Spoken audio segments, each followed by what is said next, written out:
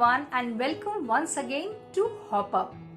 पूरा वर्ल्ड जहां इस कोरोना पैंडेमिक से जूझ रहा है, वहीं इससे हुए इकोनॉमिक नुकसान का आकलन करना तो हम लोगों ने शुरू कर दिया। बट एक सेगमेंट ऐसा है जिसकी तरफ शायद हम लोगों ने ज्यादा ध्यान नहीं दिया। इस ओर क्या पहल होनी चाहिए, क्या क्या सुविधाएं मुहैया कराई जानी चाहिए, इसकी तरफ किसी ने सोचा नहीं है। One such segment is our teenagers. Corona virus pandemic ने अपने साथ बहुत सारे रिस्ट्रिक्शन साथ में लेकर आया है, जैसे कि स्कूल्स का बंद होना, कॉलेजेस का बंद होना, बच्चे बाहर निकल नहीं सकते हैं, ट्यूशन पढ़ने नहीं जा सकते हैं, अपने टीचर्स के साथ इंटरेक्शन उस लेवल की हद तक नहीं है जितना एक नॉर्मल टाइम पर, एक नॉर्मल एनुअल स्कूल ईयर के टाइम पे हुआ करता था।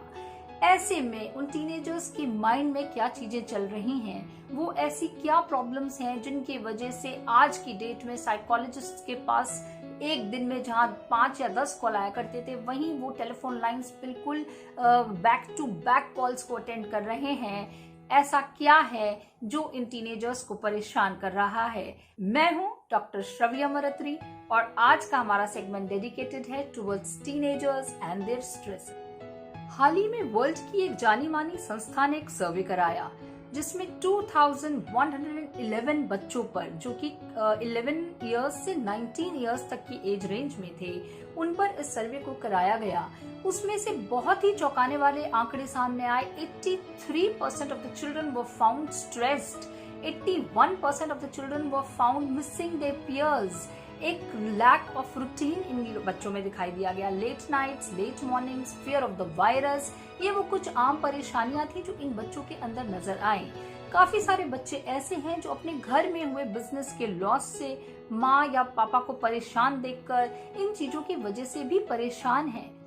कहते हैं an idle mind is a devil's workshop, खाली दिमाग शैतान का घर। और जब ये बात बच्चों पर आती है, स्पेशली टीनेजर्स पर आती है, तो कहते हैं कि बच्चों का दिमाग तो बिल्कुल भी खाली नहीं रहने देना चाहिए। स्कूल्स के तरफ से ऑनलाइन एजुकेशन की मुहिम एक बहुत बढ़िया तरीके से हर जगह चलाई जा रही है। बट क्या बच्चे इतने सीरियसली उस चीज को ले रहे हैं? क्या ऑनलाइन टीचिंग वो चीजें सिखा पा रही है जिनको नॉर्मल स्कूल के टाइम पे स्कूल्स एड्रेस कर पाते थे, काउंसलर्स एड्रेस कर पाते थे, क्लास टीचर्स उन इश्यूज को एड्रेस करते थे? इस टाइम पर हमको जरूरत है एक एम्पावर्ड पेरेंट्स की तरीके से पावर पेरेंटिंग करने की। बिकॉज किसी ने ये सोचा नहीं था कि इस टाइप का चैलेंज हम लोगों को लाइफ में फेस करना पड़ेगा। बहुत सारी ऐसी चीजें थी जो बच्चे अपने पीयर्स से बात करके, अपने टीचर्स से बात करके स्कूल में ही सॉल्व कर लिया करते थे। बट सिंस आज वो सपोर्ट सिस्टम मिसिंग है, इसलिए हमें एक पॉजिटिव पेरेंटिंग को अपनाकर, एम्पावर्ड पेरेंट्स बनकर इन टीन्स को इस मुसीबत की घड़ी में से बाहर निकालना है, जिससे कल को जब ये पैंडेमिक खत्म हो, उसके बाद कोई ऐसा स्कार इन लोगों की पर्सनालिटी पे ना पड़ जाए जिसे लाइफ लॉन्ग इनको सफर करना पड़े। एक अच्छा बच्चा बनने के लिए पहले अच्छे पेरेंट का होना बहुत जरूरी है। सबसे पहली टिप, आपको बच्चों की फियर्स को, बच्चों के क्वेश्चंस को आंसर करना है। Respond to their worries. ऐसी क्या चीज है जो बच्चे को सबसे ज्यादा परेशान कर रही है? अगर बच्चे को वायरस की फियर है तो उसको सच बताइए, उसको राइट आंसर्स दीजिए, करेक्ट आंसर्स दीजिए, फैक्ट्स बताइए, उसको रिकवरी रेट्स के बारे में बताइए। पॉइंट नंबर 2, बच्चों से बात करिए, कम्युनिकेट करिए। बट जब मैं कम्युनिकेट बोलती हूँ तो उसमें सिर्फ आपका बात करना नहीं, आपका सुनना बहुत जरूरी है। You have to speak as well as listen to their worries। ऐसी क्या प्रॉब्लम उस बच्चे के मन में चल रही है, वो बच्चा आपसे क्या शेयर करना चाहता है। हो सकता है कोई बहुत बड़ी बात ही ना हो, कोई छोटी सी बात हो जो बच्चा आपसे करके अपने दिल को खोल पाएगा। कोई किसी फ्रेंड के बारे में, किसी फ्रेंड की फैमिली के बारे में, किसी रिलेटिव के बारे में, कोई नॉर्मल स्कूल में होने वाली घटना, ऑनलाइन क्लासेस में होने वाली कुछ छोटी छोटी बातें, कोई बच्चे की कुछ फियर्स होती हैं, उन सब चीजों के लिए आपको कम्युनिकेट करना है, साथ ही बच्चे की प्रॉब्लम को सुनना है। बहुत सारे पेरेंट्स बोलते हैं कि हम तो बच्चे से बहुत बात करने की कोशिश करते हैं पर उधर से कोई रिस्पॉन्स ही नहीं आती। जब उधर से रिस्पॉन्स नहीं आती तो हम छोड़ देते हैं। नहीं, आपको उनसे बात करते रहना है। बहुत सिंपल तरीके होते हैं कम्युनिकेट करने के। आपको बच्चे से जानना है उसका दिन कैसा रहा, उसने आज क्या किया, क्या उसने इस कोविड पैंडेमिक में कुछ नई चीज सीखी, क्या ऑनलाइन क्लासेस में क्या कुछ नई चीज सीखी। देखिए बच्चे ने क्या पढ़ा है, क्या उस बच्चे ने अचीव किया है, कितने मार्क्स आए हैं, ये जानना जरूरी नहीं है। बच्चे ने कितनी सिलेबस कंप्लीट कर लिया, ये कम्युनिकेशन का हिस्सा बिल्कुल नहीं है। कम्युनिकेट करना है दूसरी बातों को, वैल्यूज को, डे टू डे की चीजों को, कि क्या उस बच्चे की लाइफ में चल रहा है, ये जानने के लिए उससे आपको अपनी लाइफ शेयर करनी पड़ेगी। You have to share your present and past experiences with your children, especially with your growing up children, so that they also are in that comfort zone कि वो भी आपसे अपनी बातों को शेयर कर सके। थर्ड टिप, जो कि पावर पेरेंटिंग का एक बहुत बड़ा नुस्खा है, stop comparing and start competing. जब आप अपने बच्चे से बोलते हैं कि देखना उसके बच्चे के कितने अच्छी परसेंटेज आई है या तुम्हारी फ्रेंड के कितने अच्छे मार्क्स आए, अपने फ्रेंड का बिहेवियर तो देखो, तो उस बच्चे को इतना ज्यादा एक धक्का लगता है जो शायद किसी और के कहने से नहीं लगेगा। इसलिए please stop comparing your child to other children and start competing. एक हेल्दी कंपटीशन अपने बच्चे के अंदर बचपन से इंकलकेट करिए कि किस तरीके से बच्चा हेल्दीली अपने फ्रेंड्स के साथ, अपने पियर्स के साथ, अपने क्लासमेट्स के साथ compete करे, ना कि आपका कंपैरिजन उस बच्चे को इस धोखे में रखे कि दूसरे ज्यादा अच्छे हैं और मेरे अंदर कोई कमी है। आप compete करिए उस दूसरे बच्चे के पेरेंट्स के साथ। जिस बच्चे को आप अच्छा मानते हैं उसका पेरेंट को क्या एक्स्ट्रा कर रहा है कि उसका बच्चा अच्छा है और आपका बच्चा किसी रूप में कम है। इसीलिए stop comparing and start competing. आपको अपने बच्चे को सॉलिड इमोशनल सपोर्ट प्रोवाइड करना है। जब मैं कहती हूँ सॉलिड इमोशनल सपोर्ट, यानी कि आपका बच्चा एक टीनेजर है, आपको ये एक्सेप्ट करना है कि उसके अंदर बहुत सारे फिजियोलॉजिकल चेंजेस हो रहे हैं। देखिए, स्ट्रेस खाली चीख के, चिल्ला के, चुप होके नहीं दिखाया जाता, बल्कि स्ट्रेस दिखाने के बहुत सारे साइकोसोमैटिक सिम्टम्स होते हैं।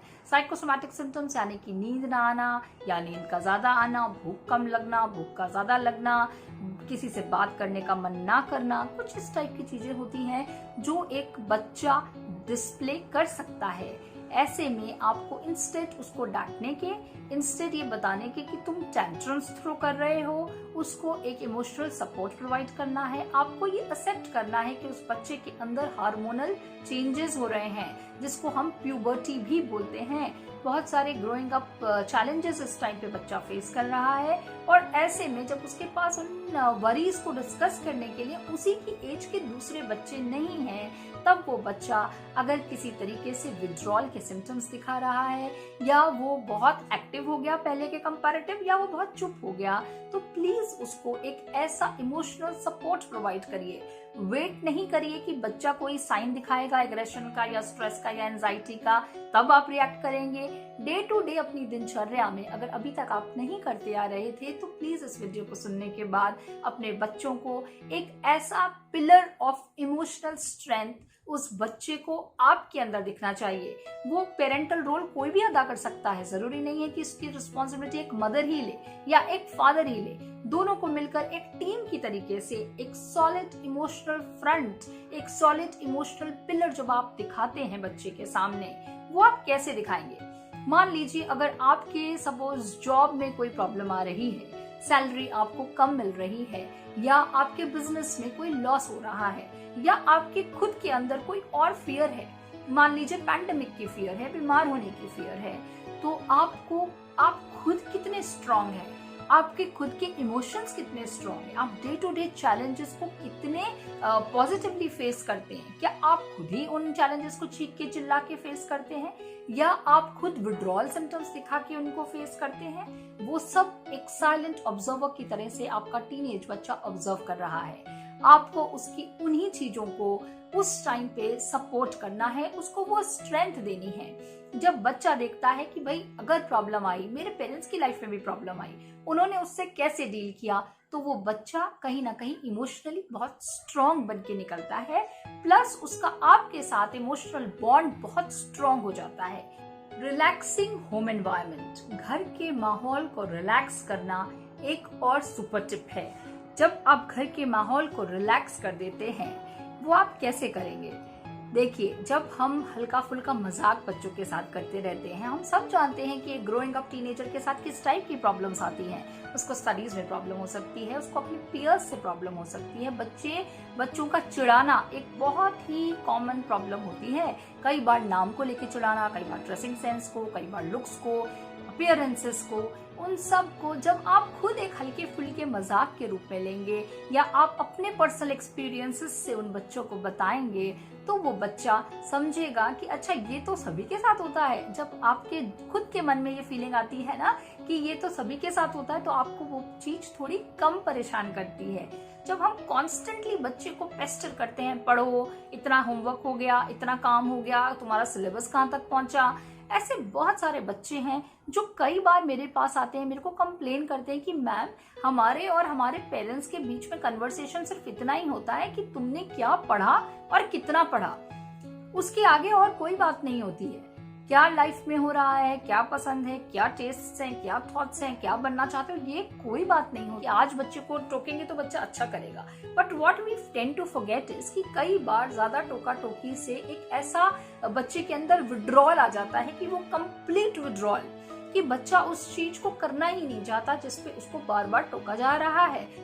सिचुएशन की प्रोसेसिंग हर किसी के लिए डिफरेंट होती है। कोई किसी सिचुएशन को कैसे देखता है और कोई किसी सिचुएशन को कैसे देखता है। ऐसे बहुत लोग हैं जिन्होंने इस पैंडेमिक को एक मुसीबत के तरीके से देखा है, वहीं ऐसे बहुत सारी फैमिलीज हैं जिन्होंने इस पैंडेमिक को एक अपॉर्चुनिटी की तरीके से देखा है। रात को 2-2 बजे तक मूवीज देख के वेस्ट कर देंगे, वो उनका टाइम वेस्ट हो जाएगा, वो रिग्रेट करेंगे। और जो इस टाइम को एक अपॉर्चुनिटी की तरीके से लेकर अपनी लाइफ में कुछ नया इम्प्रूव कर लेंगे, कुछ ऐसे चेंजेस ले आएंगे जो उनको लाइफ में आगे हेल्प करेगा, वो आगे सक्सेसफुल होने के चांसेस उनके बढ़ जाएंगे।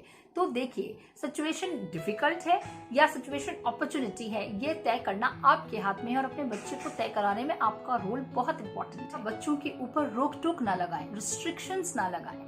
देखिए, सोसाइटी ने पहले ही बहुत सारे रिस्ट्रिक्शंस लगाए हुए हैं। आप यहाँ नहीं जा सकते, वहाँ नहीं जा सकते, ये चीजें बंद हैं, वहाँ पे जाना मना है। ऐसे में अगर पेरेंट्स घर में भी रिस्ट्रिक्शंस लगाएंगे तो एक कन्फ्लिक्ट की स्थिति को जन्म देंगे। इसलिए अगर बच्चा कोई ऐसी हार्मलेस चीज कर रहा है, मान लीजिए तेज म्यूजिक बजा रहा है या कोई इंस्ट्रूमेंट उसको आता है, गिटार बजा रहा है, कुछ इस टाइप का काम कर रहा है, उसको करने दीजिए। It is not the time for argument. बहुत ज्यादा आर्ग्यू अपने बच्चों से नहीं करें। टीनेजर्स के साथ एक रिबेलियस होने का टैग अपने आप जुड़ जाता है। उनको मान लिया जाता है कि ये तो रिबेल करेंगे ही, लेकिन ऐसा जरूरी नहीं है। आप अगर खुद हर बात पे आर्ग्यू करेंगे, बच्चे की हर चीज को काउंटर करने की कोशिश करेंगे, तो जनरली एक रेबेलियन उस तरफ से आएगा और साथ में एक आर्ग्यूमेंट की स्थिति जन्म लेगी। उससे बेटर है कि हम रीजन आउट करें। आर्ग्यूमेंट में और रीजनिंग करने में बहुत फर्क होता है। बहुत सारे पेरेंट्स बोलते हैं कि मैंने बोल दिया, ये फाइनल है। लेकिन अगर हम उसको रीजन करें कि मैंने बोला, क्यों बोला, तो बच्चा समझेगा कि हाँ, इनके पास एक सॉलिड वैलिड पॉइंट है, इसलिए ये मना कर रहे हैं। मान लीजिए बच्चा फ्रेंड्स के साथ बाहर जाना चाहता है और आप उसको बोलते हैं कि इस टाइम पर बाहर जाना मना है, प्लस आप जितना सोशल डिस्टेंस रह के अपने आप को सेफ रख सकते हो, अपनी फैमिली को सेफ रख सकते हो, उतना बेटर है। शायद बच्चा आपकी बात को समझेगा। उसको ऑल्टरनेटिव दीजिए। आर्ग्यू करने की जगह उसको ऑल्टरनेटिव दे कि तुम बाहर जाने की बजाय वीडियो कॉल कर लो, स्काइप कॉल कर लो, so that the child knows कि okay, my parents are suggesting me a better alternative और a workable solution. The child starts trusting you. So please stop arguing and start giving them some other option. बहुत सारी calls आती हैं, बहुत सारी mother's की call आती हैं कि हमारा बच्चा इस बार बोर्ड के एग्जाम देगा, 10th के या 12th के, और ऐसे में जब स्कूल्स नहीं खुल पा रहे हैं, बच्चे को क्या सही गाइडेंस मिल पाएगी। मैं उनको सिर्फ एक ही बात बोलती हूँ कि देखिए, हम इस टाइम पर एक ऐसी ट्रेन में सवार हैं जो ट्रेन लेट हो रही है। जब ट्रेन लेट हो रही होती है तो उसमें बैठे हर पैसेंजर के लिए वो एक प्रॉब्लम है। वो किस तरीके से उससे बाहर निकलता है, किस तरीके से उस प्रॉब्लम को कम्बैट करता है, ये उस पैसेंजर के ऊपर डिपेंड करता है। उसकी रीजनिंग कैपेबिलिटी, उसकी मेंटल स्ट्रेंथ को दिखाता है। तो यही एक इस कोविड की सिचुएशन में भी कहानी है कि हम उस समय की ट्रेन पर सवार हैं जो सबके लिए एक जैसी है।